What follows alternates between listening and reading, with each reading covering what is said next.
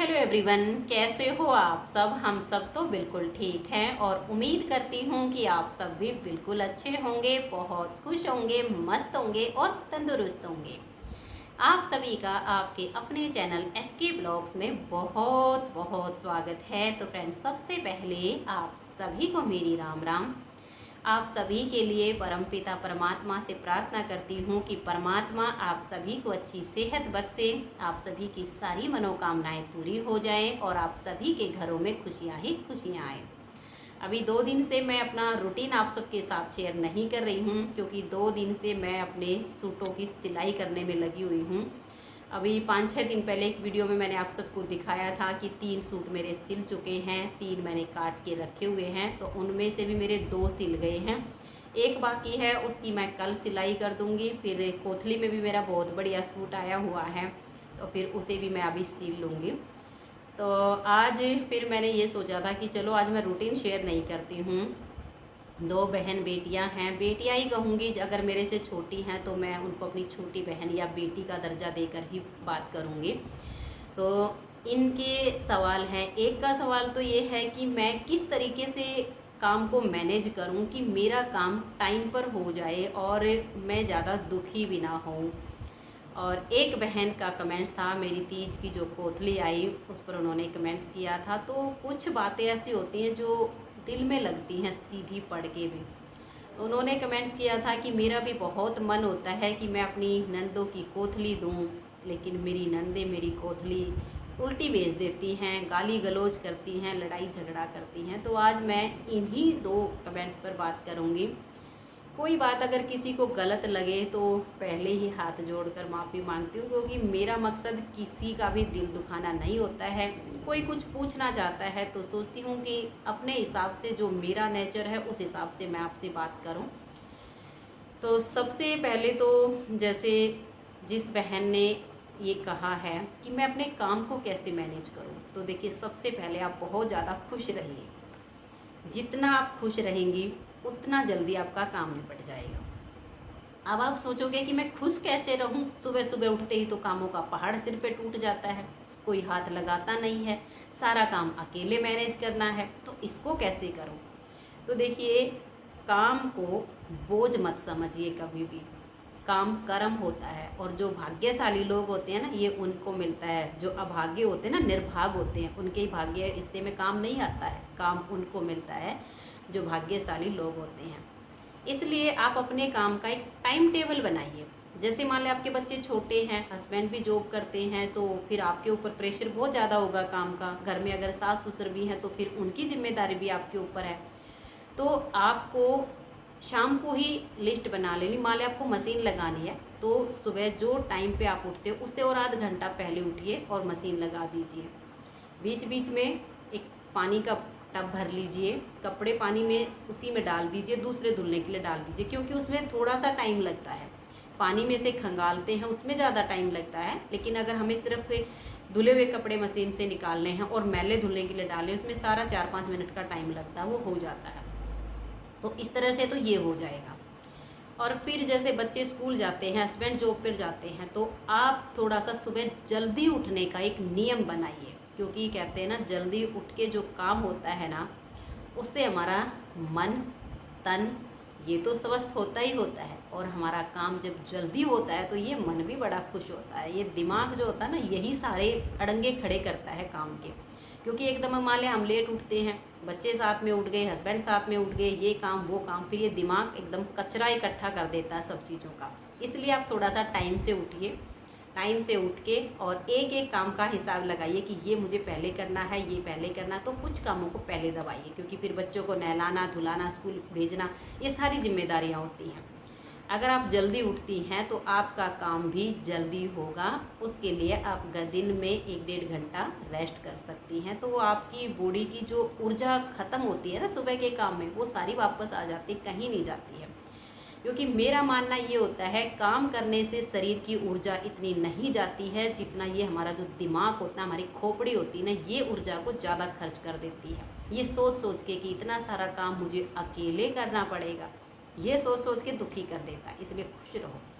जितना खुश होके काम करोगे सारा काम यूँ चुटकियों में होता चला जाएगा, पता भी नहीं चलेगा। लेकिन मैं तो यही कहूँगी कि काम का एक टाइम टेबल होना चाहिए कि मुझे इतने बजे उठना है, उठ के सबसे पहले मुझे ये काम करना है, बच्चों के उठने से पहले उनका टिफ़िन तैयार कर देना है, नाश्ता वगैरह जो बनाना है वो बना देना है। ये सब काम करके बच्चे उठे तो उनको नहलाओ धुलाओ स्कूल भेजो। तो ये सारे काम जब हम अपने टाइम पे करते हैं ना तो हमें कोई समस्या नहीं आती है। और जैसे आप भगवान की पूजा करते हो तो मैं यही कहूँगी कि सुबह जल्दी उठ के नहा धो लिया करो। पूजा करने का कोई टाइम फिक्स नहीं होता है, ये हम अपने हिसाब से तय करते हैं, क्योंकि हमारा जो परमात्मा है वो बहुत दयालु है, बहुत कृपालु है। आप कोई भी एक टाइम बना लीजिए। जैसे आप सुबह जल्दी पूजा नहीं कर सकते हो तो कोई ज़रूरी बात नहीं है, जब बच्चे स्कूल चले जाएं, हस्बैंड जॉब पे चले जाएं, आप अपने काम से फ्री हो जाओ, शांत आपका मन हो जाए, तब आप भगवान की पूजा कर लीजिए। चाहे भले ही सुबह के 9 बजे हों 10 बजे हों, कोई फ़र्क नहीं पड़ता इस चीज़ से कि हमने जो है सुबह 9 बजे पूजा की है, पूजा तो सुबह 7 बजे हो जानी चाहिए, ऐसा कोई नियम नहीं है। सुबह की पूजा आप दोपहर के 12 बजने से पहले कंप्लीट कर दीजिए। ये ठाकुर जी की पूजा का समय होता है सुबह की पूजा, क्योंकि एक गृहिणी होती है, उस पर बहुत सारी जिम्मेदारियां होती हैं। तो अगर वो पूजा भी करना चाहती है, भक्ति भी करना चाहती है तो वो कर सकती है। इसी तरह से शाम का है, शाम की पूजा का भी आप अपना एक टाइम फिक्स कर लीजिए। हाँ, इतना ज़रूर कहना चाहूँगी, अगर आप पूजा पाठ करती हैं तो एक टाइम होना चाहिए, चाहे वो आप कोई भी समय पर करती हैं। उसका बहुत बड़ा रीज़न होता है। जैसे कि मान लिया बच्चे स्कूल से आते हैं तो आपको पता है ना कि आपके बच्चे स्कूल से इतने बजे आएंगे, तो आप उनका इंतज़ार करती हो कि मेरा बच्चा अभी स्कूल से आएगा। और अगर मान लिया वो लेट हो जाता है तो फिर आप सोचिए कि आपके हृदय में क्या होता है। आपको बहुत बेचैनी होती है कि मेरा बच्चा अभी तक स्कूल से नहीं आया। ठीक उसी तरह से परमात्मा हमारा इंतज़ार करते हैं। जब हम एक पूजा का टाइम फिक्स करते हैं ना तो परमात्मा हमारा इंतज़ार करते हैं कि ये मेरा बेटा बेटी है और अब ये मेरे पास आएगा, आएगी, बैठेगा, मुझसे बात करेगी, मेरे से साथ अपनी दुख सुख बांटेगी। और दिया बत्ती करने का कोई ये नहीं होता है कि भगवान को हमारी जोत की ज़रूरत होती है। जोत एक प्रकाश होता है, परमात्मा से हमारे संबंध का एक प्रतीक होता है दिया, इसलिए हम दिया जलाते हैं।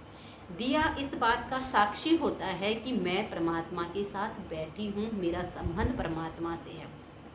तो ये आप टाइम फिक्स कर लीजिए और हंसते हंसते अपने काम को करिए। बस थोड़ा सुबह जल्दी उठने की आदत बना लीजिए, आपके काम समय पर हो जाएंगे। दूसरी बहन का कमेंट्स था कि मैं अपनी नंदों की कोथली देना चाहती हूँ, मेरा बड़ा मन दुखता है, वो मेरी कोथली नहीं लेती हैं, उल्टी भेज देती हैं। तो देखिए बहन, कुछ लोग ऐसे ही होते हैं। कुछ लोगों को हम बहुत ज़्यादा सम्मान देते हैं लेकिन उनसे सम्मान हजम ही नहीं होता है।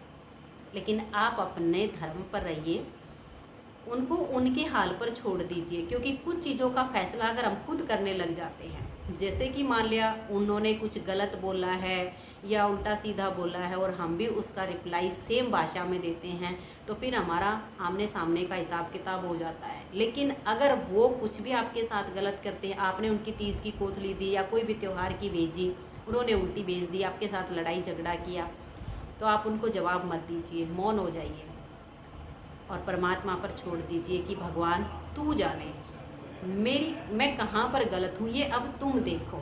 तो फिर आपके संबंध ठीक होंगे ना होंगे, वो परमात्मा अपने आप सब कुछ ठीक करता चला जाएगा। क्योंकि मैं तो एक ही बात मानती हूँ कि दुनिया में दौलत बड़ी नहीं होती है, दुनिया में रिश्ते बड़े होते हैं।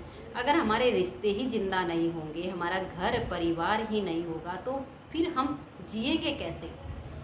एक अकेला इंसान बहुत मायूस हो जाता है। जब परिवार होता है, संगठित होता है ना, बहुत खुशी मिलती है। भले ही कोई किसी से बात ना कर रहा हो आपस में, मान लिया घर में 4 सदस्य हैं, सब अपने अपने काम में बिजी हैं, किसी को भी किसी से बात करने का टाइम नहीं मिल रहा है, लेकिन फिर भी कभी भी इंसान को अकेलापन महसूस नहीं होता है। उसे लगता है कि हमारे अपने परिवार में हैं।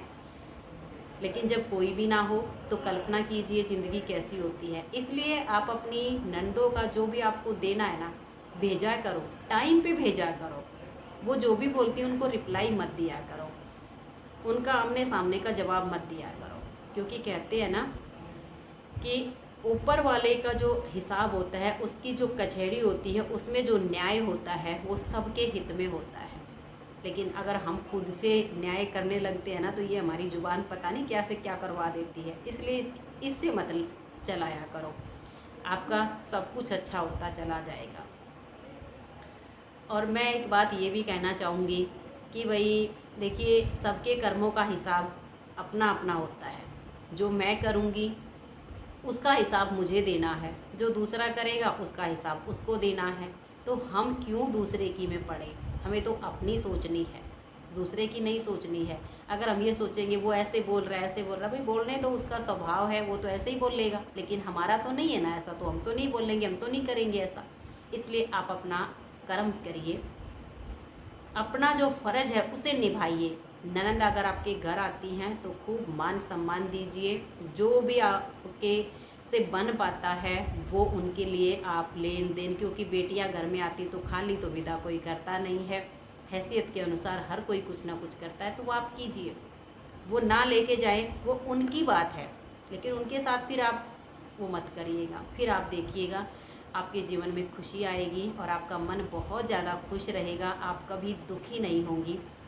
भगवान का नाम जपिएगा, क्योंकि परमात्मा के नाम में वो ताकत है जो आपके चित्त को, आपके मन को, सब चीज़ों को शुद्ध करते हुए आपको शांति देगा। इसीलिए मैं कभी भी किसी के साथ, मतलब जब हम अपनी तुलना किसी और के साथ करते हैं ना, तो हम अपनी बेइज्जती करते हैं। ये बात सोच लेना, अपनी तुलना कभी किसी से मत कीजिएगा। आप अपनी जगह पर बिल्कुल फिट हो, दूसरा अपनी जगह पर फिट है, तो आप अपना कर्म करते रहिएगा। और एक बहन ने ये भी कमेंट्स किया था कि मतलब जैसे बहुत सारे यूट्यूबर हैं, वो एक दूसरे पर वीडियो बनाते हैं, एक दूसरे को कुछ बोलते हैं, मतलब आप ऐसा कभी नहीं करते हो, मैं ऐसा कभी करूँगी भी नहीं, क्योंकि मैं ये सब करने के लिए यूट्यूब पर नहीं आई हूँ, ना मुझे इस चीज़ के लिए व्यूज पाने हैं, मुझे अच्छा नहीं लगता। मैं औरों की वीडियो भी वही देखती हूँ जिसमें कुछ अच्छाई होती है। अगर किसी में लड़ाई झगड़ा होती है, दूसरे की उगली चुगली होती है, वो मैं कभी सुनती नहीं हूँ, क्योंकि उनके जो पाप दोष होते हैं ना, वो मुझे काटने पड़ेंगे। ये बात आप याद रखिएगा। अगर हम चुगली करते हैं या सुनते हैं, दोनों का ही महापाप होता है और उनके हिस्से का पाप खुद को भोगना पड़ता है। इस पर मैं आपको एक कथा सुनाऊंगी। आज तो वीडियो काफ़ी बड़ी हो जाएगी कि हमें दूसरों के पाप कैसे भोगने पड़ जाते हैं, क्या क्या हो जाता है।